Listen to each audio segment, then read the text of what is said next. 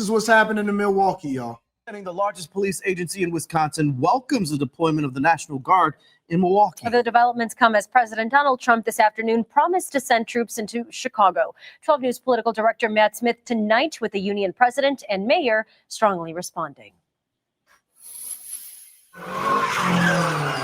Tonight, the dramatic videos of 15 so-called street takeovers in Milwaukee over the weekend now fueling an intensifying political debate surrounding National Guard troops in U.S. cities. At this point, though, you would welcome National Guard here in Milwaukee? I would. Alex Ayala, president of the Milwaukee Police Union, with us Tuesday. I didn't know that it was 15. I didn't know that it was 15 at all.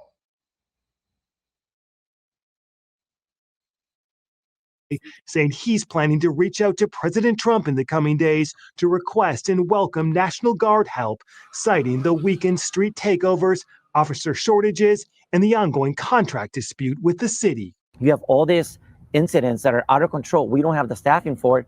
I'm sure that the National Guard would do a great job in helping us out. What would they do, ideally? You can put up some security checkpoints. You have them walking around. They're visible. So for me is, you want to bring me help from the National Guard? I'll take it.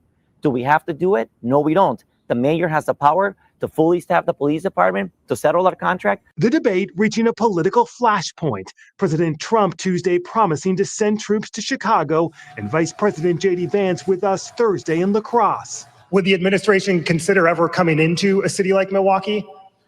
Well, again, we want to be invited into Milwaukee. I hope the mayor of Milwaukee gets some common sense and actually fights for her residents for a change, or his residents for a change. Milwaukee Mayor Cavalier Johnson with us this afternoon. I did see the MPA president saying that he would welcome the National Guard to Milwaukee, which I thought was pretty peculiar and pretty infuriating at the same time.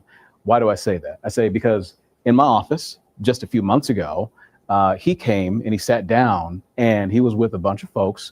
And he was asking me, and they were asking me what we could do in order to make sure that ICE and immigration were not clamping down on people at Mexican Fiesta. So I don't understand why he's interested in bringing in federal troops now, bringing in the federal government now, when he was against it just before. Matt is joining us live in the newsroom. The governor today also pushed back at any talk of National Guard troops. Deanna this morning saying, quote, "We can handle this ourselves in the state of the Wisconsin." Meantime, Republican Congressman Scott Fitzgerald also saying Sunday on Upfront, National Guard troops in Milwaukee are not needed. So, all right. So let me ask a question, because this is a tale between two entities, right? If it doesn't cost you anything,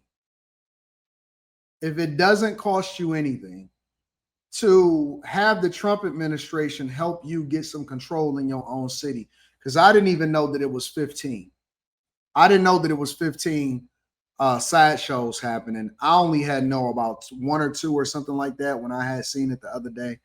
I didn't know that it was 15 at all.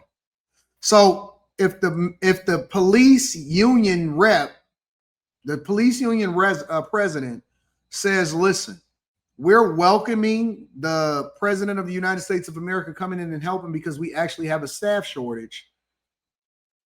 Why are the politicians thinking differently versus the people that's actually on the ground? If the police union is saying, or the president of the police union is saying, listen, we got a staff shortage. And it seems like all of the good police officers went out to the suburbs. Tasha, it seemed like all of the good police officers got their experience in the city, went and got recruited to either the state police or the suburbs, and they went into other places. Almost every city that has crazy stuff going on has a shortage of police officers. And it seems like the shortage comes from budget. So what I'm basically seeing is Milwaukee, Chicago, Los Angeles, New York, all of these places have a shortage of police officers. They're short hundreds, if not thousands of police officers. So if the police themselves are saying, listen, it will be a welcome sight, I think it's the politicians that not only is finessing the people, but the politicians are also not willing to be embarrassed because they don't want to seem like they're not doing a good job. It's funny because I was looking at Mayor Bowser over there in DC, and Mayor Bowser was just thanking Trump. But then at the same time, I just seen Mayor Bowser allegedly, if I'm not mistaken, file for the National Guard to be removed after 30 days immediately, right after they thank Trump about stopping crime. So which one is it? Do you actually want to stop crime or no? Let me see if I can look this up. Washington, D.C. National Guard lawsuit.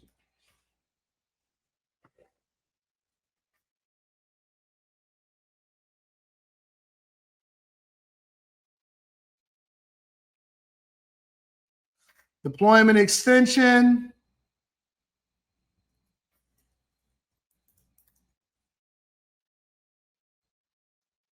Lower crime in DC.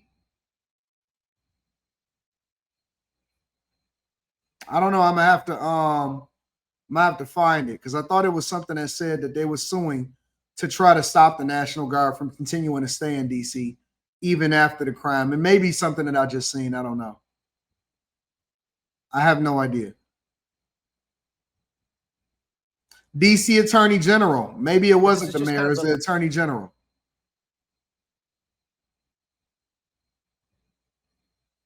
Yeah, it was the Attorney General.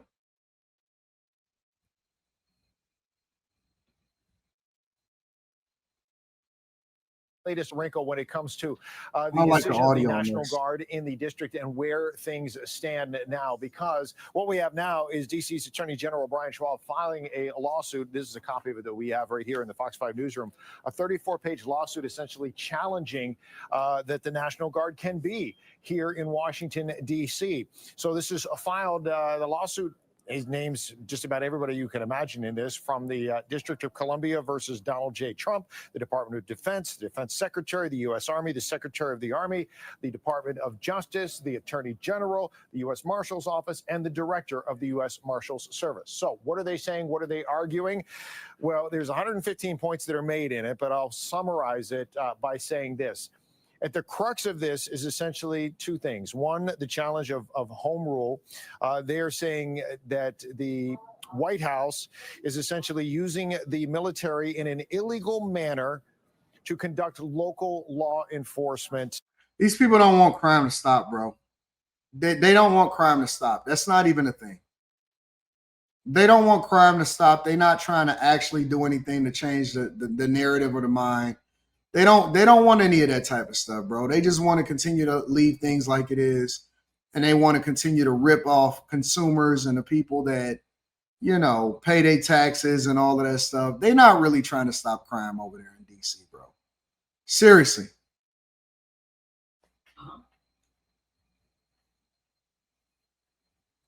Let me see something. It was team knocked over, scooter, 90 cut. Oh, this is one I want to share with y'all. Check this out, y'all. Looking for one car but found 97.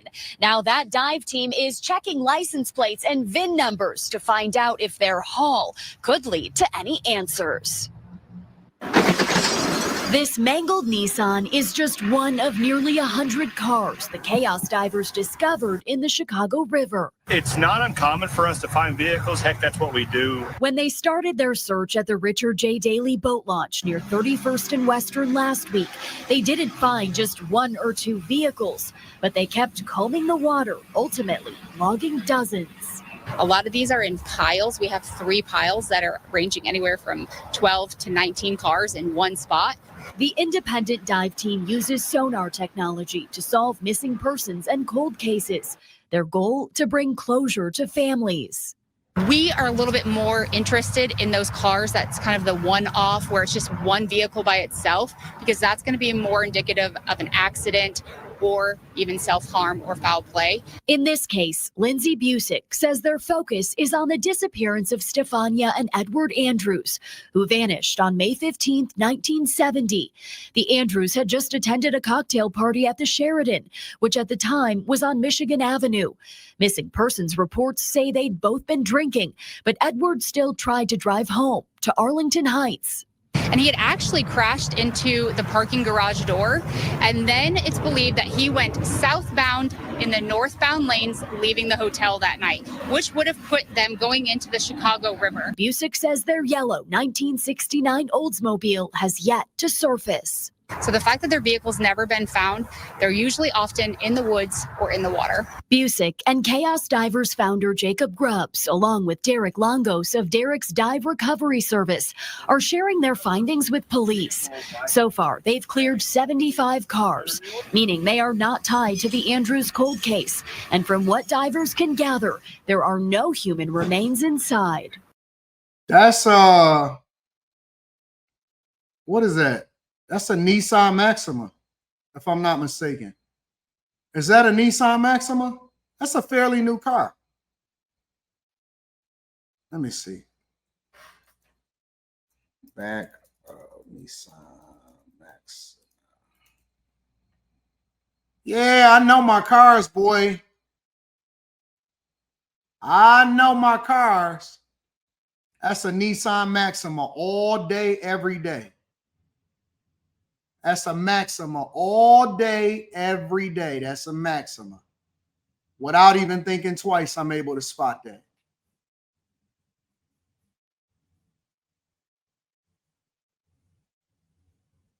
Yep, that's a Maxima all day. That's a Maxima all day long.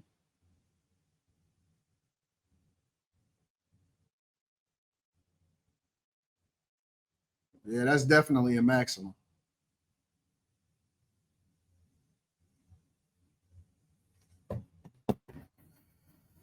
Yeah, that's definitely a Maxima all day long.